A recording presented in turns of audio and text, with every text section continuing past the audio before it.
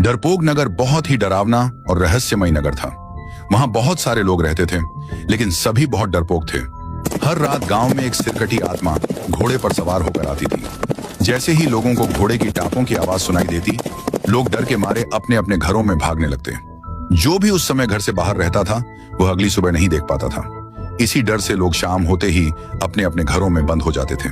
दोस्तों please video को like करें और हमारे चैनल को सब्सक्राइब जरूर करें। आपका लाइक और सब्सक्राइब हमें सपोर्ट करता है। गांव से थोड़ी दूर एक गैराज था, जहां ईमानदारी से काम किया जाता था। उस गैराज का मालिक आरव था। वो बहुत ही ईमानदार और नेक इंसान था। गांव के लोग उसकी बहुत इज्जत करते थे, लेकिन आरव भी उस आत्मा से डरता था। इसीलिए हर शाम होते ही वह अपनी कार लेकर गांव चला जाता था। फिर भी वह इस आत्मा का रहस्य जानना चाहता था। उसे हमेशा लगता था कि आखिर यह आत्मा हर रात गांव में क्यों आती है। एक दिन शाम होने वाली थी, तभी अचानक आरव को घोड़े की टापों की आवाज सुनाई दी। टप टप टप। गांव के लोग डरकर अपने अपने घरों में भागने लगे।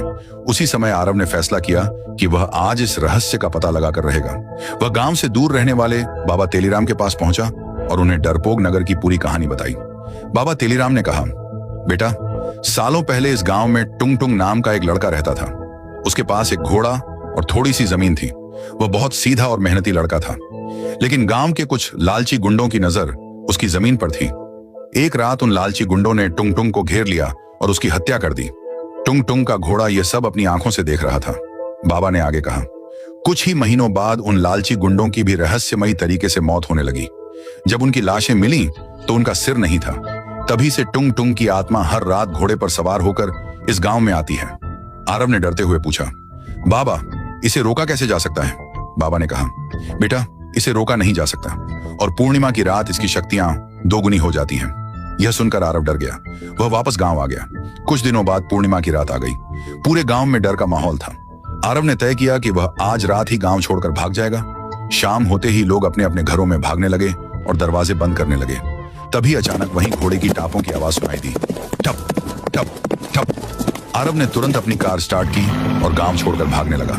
लेकिन जैसे ही उसने कार के पीछे के शीशे में देखा, उसके होश उड़ गए। एक काला घोड़ा तेजी से उसकी कार के पीछे आ रहा था और उस घोड़े पर बैठी थी वही सिरकट्टी आत्मा। आरव ने डर के मारे कार की रफ्तार और बढ़ा दी और गांव से बहुत दूर निकल गया। लेकिन उस रात के बाद आरव कहाँ गया, यह आज तक किसी को पता नहीं।